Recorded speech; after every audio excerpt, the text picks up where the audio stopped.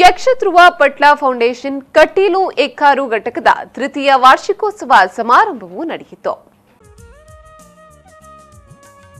ಮುಖ್ಯ ಅತಿಥಿಯಾಗಿ ಭಾಗವಹಿಸಿ ಮಾತನಾಡಿದ ಸಂಸದ ನಳಿನ್ ಕುಮಾರ್ ಕಟೀಲ್ ಅವರು, ಇಂದು ಯಕ್ಷಗಾನಕ್ಕೆ ಧಾರ್ಮಿಕ ಚೌಕಟ್ಟಿನ ಜೊತೆಗೆ ಪಟ್ಲ ಭಾಗವತರಿಂದ ಯುವ ಪೀಳಿಗೆಗಳು ಯಕ್ಷಗಾನದತ್ತ ಮುಖ ಮಾಡುತ್ತಿದೆ ಎಂದರು. ಯಾವಾಗ ಕಟೀಲಿನ ದೇವಳದಂತಹ ದೇವಸ್ಥಾನಗಳು ಜವಾಬ್ದಾರಿಯನ್ನು ತಗೊಂಡು ಯಕ್ಷಗಾನ ಮೇಳಗಳನ್ನು ಪ್ರಾರಂಭ ಮಾಡಿದವೋ ಆಗ ಅದಕ್ಕೆ ಭಗವಂತ ಸ್ಪರ್ಶ ಆಯಿತು. ಆನಂತರ ಭಗವಂತನ ಆರಾಧನೆಗೂ ಯಕ್ಷಗಾನಗಳು ಪೂರಕ ಆಗಿ ಪ್ರಾರಂಭ ಆಗುವಂಥ ಕಾಲಘಟ್ಟಗಳಾಯಿತು. ನಡಿತ ಯಕ್ಷಗಾನ ಕಲಾವಿದರು ಪ್ರಾರಂಭ ಆಯಿತು. ಒಂದು ಕಾಲಘಟ್ಟದಲ್ಲಿ ಯಕ್ಷಗಾನ ಕಲಾವಿದ ಬಡವ ಅನ್ನುವಂಥ ಮಾನಸಿಕತೆ ಇತ್ತು. ವಿಜೃಂಭಣೆಯ ಕಾಲಘಟ್ಟಗಳಿತ್ತು. ಅರ್ಥಧಾರಿಗೆ ಶ್ರೇಣಿಯಂತಹ ಅರ್ಥಧಾರಿಗೆ.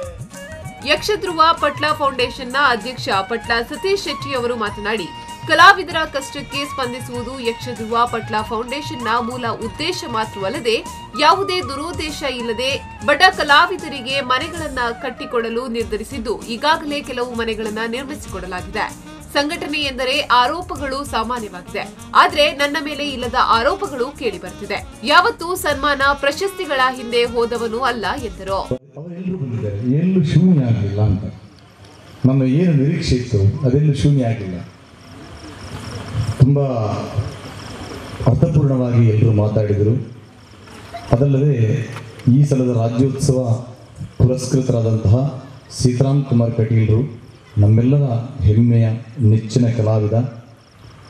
ಯಕ್ಷಗಾನಕ್ಕೆ ಒಂದು ಹೊಸ ಛಾಪನ್ನು ಮೂಡಿಸುವಂತಹ ಕಲಾವಿದರಿಗೆ ರಾಜ್ಯೋತ್ಸವ ಪ್ರಶಸ್ತಿ ಜೊತೆಗೆ ಅವರನ್ನು ಆ ಪ್ರಶಸ್ತಿ ಬಂದದ್ದಕ್ಕೋಸ್ಕರ ನಮ್ಮ ಇಲ್ಲಿಯ ಈ ವೇದಿಕೆಯಲ್ಲಿ ಗುರುತಿಸುವುದು ತುಂಬ ಅರ್ಥಪೂರ್ಣವಾಗಿದೆ.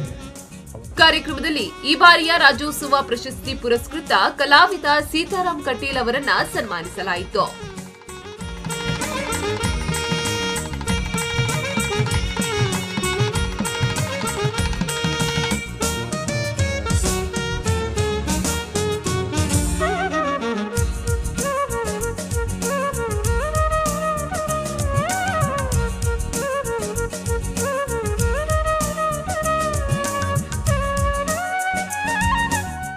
ಇನ್ನು ಕಲಾವಿದ ಯಕ್ಷ ನಾಟ್ಯ ಗುರು ರಾಕೇಶ್ ರೈ ಅಡ್ಕ ಅವರನ್ನ ಗೌರವಿಸಲಾಯಿತು.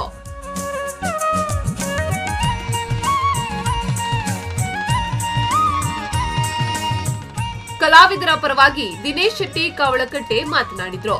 ಕಟೀಲು ಎಕ್ಕಾರು ಘಟಕದ ಅಧ್ಯಕ್ಷ ಗಿರೀಶ್ ಎಂ ಶೆಟ್ಟಿ ಅಧ್ಯಕ್ಷತೆಯನ್ನ ವಹಿಸಿದ್ರು.